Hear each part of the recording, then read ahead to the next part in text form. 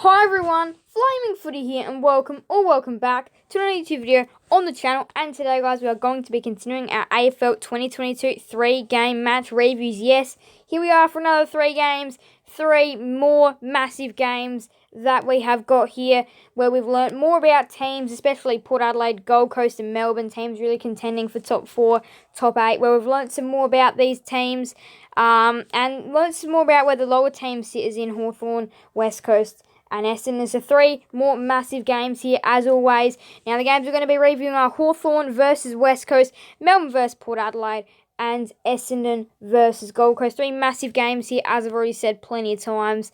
And let's just go ahead, hop right into things. Hawks, Eagles, Sunday Arvo footy at the G. So early today at the MC, well earlier today when I'm recording, but it'd be earlier yesterday for when you're watching this is going out next day. Hawthorn 15-12, 102, West Coast 12-5, 77. Now West Coast were very accurate and West Coast have been alright. They've been a lot better than what they once were towards the earlier stage of the year. And Hawthorn didn't get over this with any ease, though. They may have won by 25, but it does look a lot closer than what the scoreline may represent. Now, it was pretty comfortable first quarter for the Eagles, who actually led at all stages in that first quarter and led at quarter time. But then the second quarter, it was just the Hawks. They kicked 7 goals to 3, and that is where the damage was done.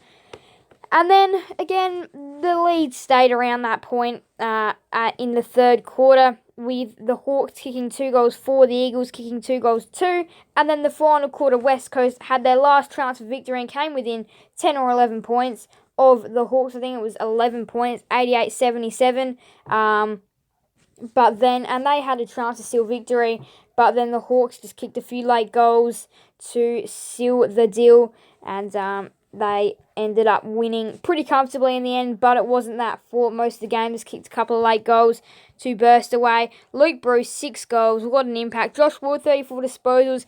He was a first-round pick, and that's a really important game for his confidence, you could say. Really important game for his confidence, and going alright. This first round pick's going really well. And then number 1 in the mid-season draft, Jai Cully, with 11 tackles and 139 fantasy for Tom Barrass, who broke plenty of his own personal records in this game. 139 fantasy, 30 disposals, 18 marks, 1 tackle. Like some really interesting numbers here by Barrass. And then 133 fantasy for Ward, 34 disposals, 7 marks, 5 tackles, 112 fantasy for Moore, who also got the 25 disposals, 7 marks, 6 tackles, 109 for Hearn, 107 for Witherden, 99 for Scrimshaw and Shuey, 98 for Bruce, 96 for Mitchell.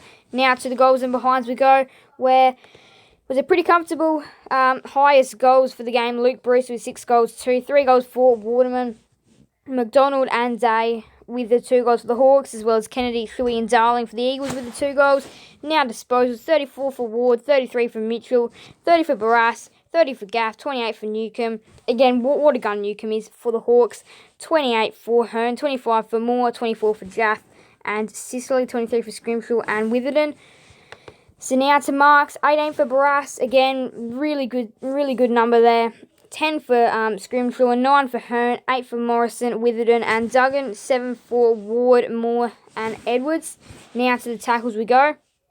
11 for Cully, 10 for Shuey, 9 for Redden, 8 for Cripps and O'Neill, 7 for McDonald, 6 for Moore, Ryan and Witherden. Now to hit-outs we go. 39 for Reeves, 21 for McAvoy, 20 for Williams, 4 for Jamieson, 1 for Lewis and Nash. So now to team stats, where the Hawks had a heap more of the footy. They had 54 more disposals than the Eagles, opting to go by handball more. They went inside 12 more times than West Coast. Now, West Coast won the free kick count 12-19. Hawks smashed them in the hit-outs, but actually, believe it or not, it was the Eagles who won all aspects of the clearances. Hawks having more contested and uncontested footy. And then, interesting on the marks, the Eagles took 7 more marks, but again, not really a lot of a difference there. The Hawks led for most of the game and again were deserving winners.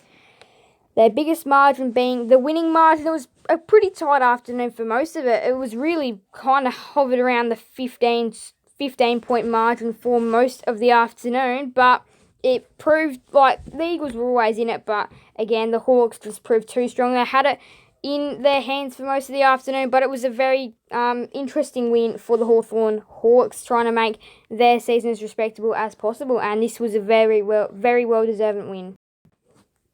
Now to the second Sunday Arvo game of footy, where Melbourne 12-11-83 got over the Power 10-9-69 in a bit of a low-scoring game at TIO Traeger Park up in Alice Springs. And it was an interesting contest for the afternoon until the Demons really got on their bike. So it was Port Adelaide that had it in the first quarter. After the Demons failed to convert, they actually had a goalless quarter, which again, one of your premiership favourites, you don't see that happen very often. And it was Port Adelaide that got the 2 goals in the first quarter and made the game look very scrappy, and that's exactly what it was. And then in the second quarter, Melbourne got going. They kicked 5 goals to Port Adelaide's 3 and led only just at the half-time break. In the third quarter, Port Adelaide got going with the first 2 goals of the quarter. Then the Demons responded with 1, 2, 3 of their own to take the lead.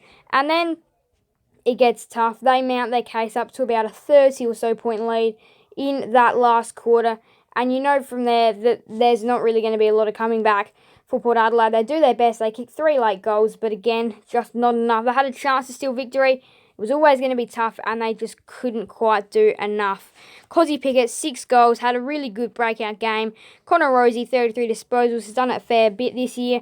Houston, 121 fantasy, 8 tackles for James Harms.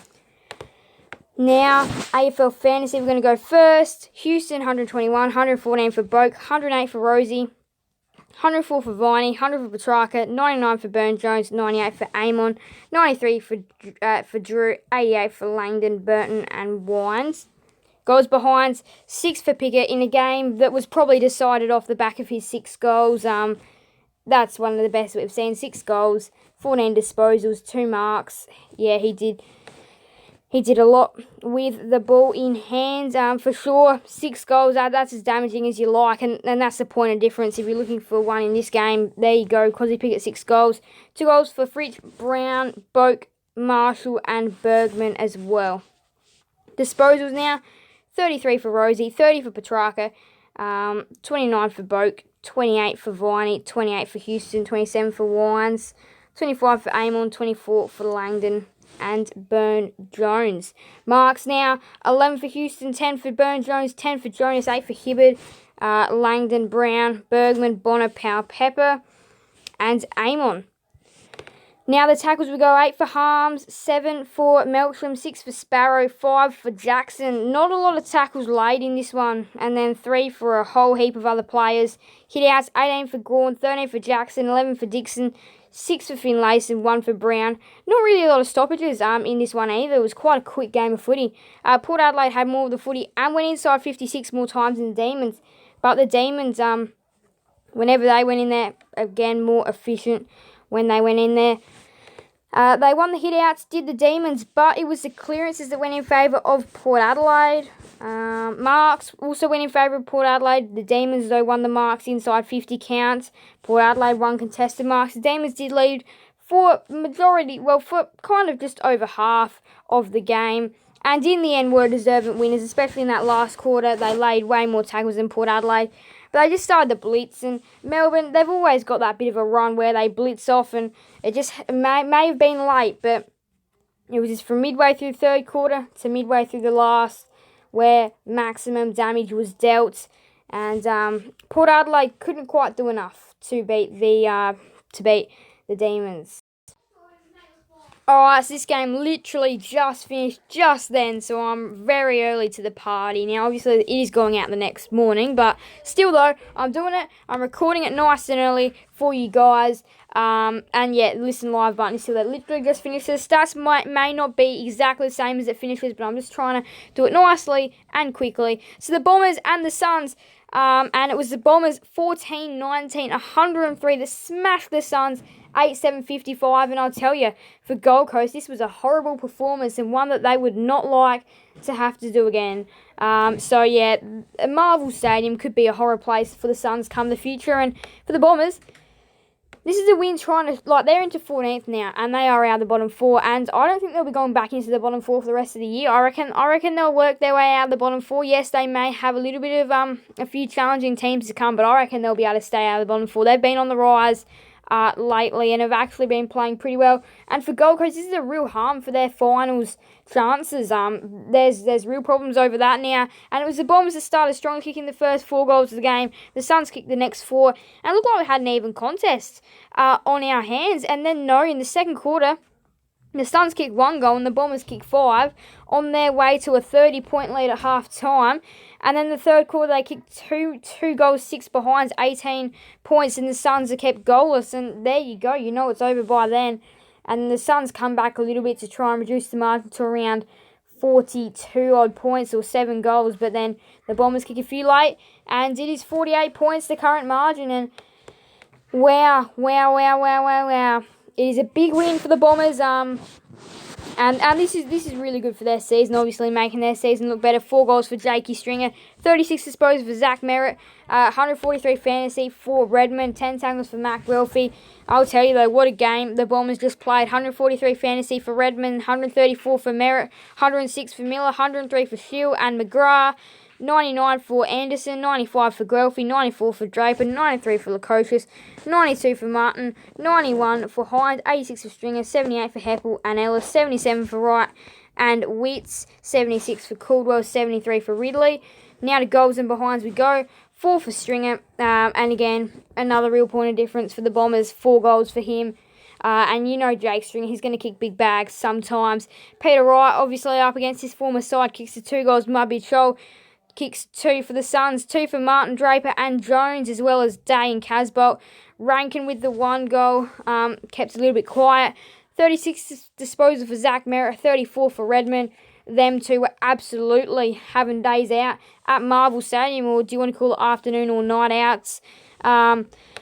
29 disposals for McGrath and Shield, 28 for Miller, 26 for Hine, 25 for Martin, 24 for Anderson, 22 for Lukosius. Now the marks we go, 11 for McGrath, 10 for Redmond, 8 for Heppel, 8 for Wright, and Merritt, 7 for Laverde, Ridley, Collins, Markov, Ellis. But yeah, now to tackles, 10 for Guelphy, 7 for Miller, 6 for Hobbs, 5 for Shield, Merritt's, Oya, I think. I'm not quite entirely sure. Oya, something along the lines of that. Again, pronunciation not the best, but yeah, Oya, I think I'm just going to leave him as Oya for now. Rare, again, sorry about pronunciation. That may be a long, far way off. I'm sorry about that. 34 for Witts, 23 for Draper. This is hit-outs. 13 for Phillips, 2 for Day. Now to team stats we go. Where, oh my goodness. The Bombers had a heap more footy than the Suns, winning disposals by over 100. They had over 100 disposals than the Suns. They had more than 100 disposals than the Suns. More than 50 kicks, more than 50 handballs. Insane stuff. And they went inside 50, 15 more times than the Suns. They kept the Suns down to 45. Wow. That is an exciting performance by the Bombers. That is an exciting performance by the Bombers. Hit-outs and clearances were locked, but centre clearances was in favour of Gold Coast and stoppage was in favour of the Bombers. So nothing really different in clearances, but wow, would you have a look at that. Way more contested footy, but way more uncontested, 265 to 164. They won that. The Bombers won uncontested footy by 101. They won marks. They smashed them in marks inside 50, 19 to 6. One in contested marks, 11 to 8. 75 to 52 intercepts. And then they led for pretty much the whole game. The Suns only led for a minute and 34 seconds. And well, this was a deserving win from the Bombers. They deserved to win this game, and well, they did exactly that. And 18 to 8 bounces, had a lot more roaming of the ball. But wow, what a game of footy this one was by the Bombers. They are showing that their season may be over. They're not going to make finals, but they can still get a respectable season. And they were even inaccurate. Could have won the game by more. And for Gold Coast, this could be their season over after a really shocking performance. So the round we had, the Doggies got over the Saints by 28 points. The Pies got over the Crows by 5. The Lions smashed the Giants by 40. The Roos upset the Kangas. The Roos upset the Tigers, by 4 points. The Cats got over the Blues by 30. The Swans pulled off the upset against the Dockers by 17. The Hawks comfortably got over the Eagles by 25. The Demons got over the Power by 14. And the Bombers smashed the Suns by 48 points. Now, round 19, what have we got? Of course, one of the closing rounds. You know when you're going to start hitting the 20s and you're like, oh, wow, this season's gone absolutely quick, just like that. Richmond versus Fremantle on the Friday night. North versus Hawthorn. Swans versus Crows. Port Adelaide versus Geelong. Brisbane versus Gold Coast. Western Bulldogs versus Melbourne. The Blues and the Giants. Collingwood and Essendon, another big test for Essendon to see how they're going to be going, and West Coast versus St Kilda. Now the ladder, what has that done? Well, I'm not sure it's updated just yet. No, it hasn't, so I have to put it on live ladder, so then it's done the updating for me. Oh no, I think it might be updated actually. No, it hasn't, so I have to put it on live ladder. But the Bombers, they go up into 14th spot now with that win, and really good stuff by them. They're up into 14th. They're chasing down Hawthorn's 13th spot. It's only percentage separating them. But now, what's at the top of the table? Well, the Demons and the Cats are top of the table. The Cats are on top with 52, and then the Demons are in second with 52.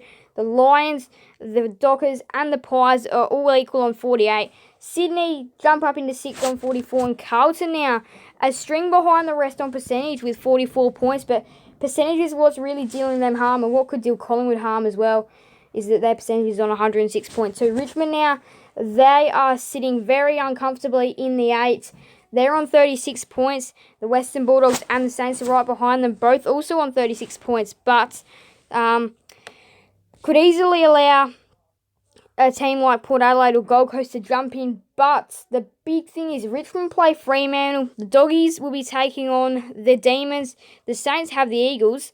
The Power have the Saints have the Eagles in Perth. The Power have the Cats, and the Suns have the Lions. So really tough for these teams. And maybe we could see another. Like, this is what we could see next round. Still on the same amount as what they are this round. Because there's a potentiality that none of these teams could be getting wins next round, which would make things even more a step up interesting. But yeah, whoever gets a win next round, because these Richmond, Western Bulldogs, St Kilda, Port Adelaide, Gold Coast are playing some really tough opponents. Yeah, this is going to be interesting to see who can win. And that's where the claim will be made next round. And Carlton, well, they can go ahead. Carlton and Sydney can really go ahead next round and absolutely nail in a spot that they are guaranteed in. So if Carlton and Sydney get a win, and none of those other teams, if every team here fails to win, the top 8 race will be getting even harder and even more interesting. And then, of course, you got the top 4 race, which is also going to be extremely interesting. Well, that's going to wrap us up for another video. What a round of footy it was. What another 3 games that we had. Hawks by 25, Demons by 14, and the Bombers by 48. Thank you guys all so much for watching. Make sure to leave a like and subscribe and hit that notification bell so then you guys never miss another video on the channel. Thank you guys all so much for watching. Goodbye everyone. Flaming Footy out.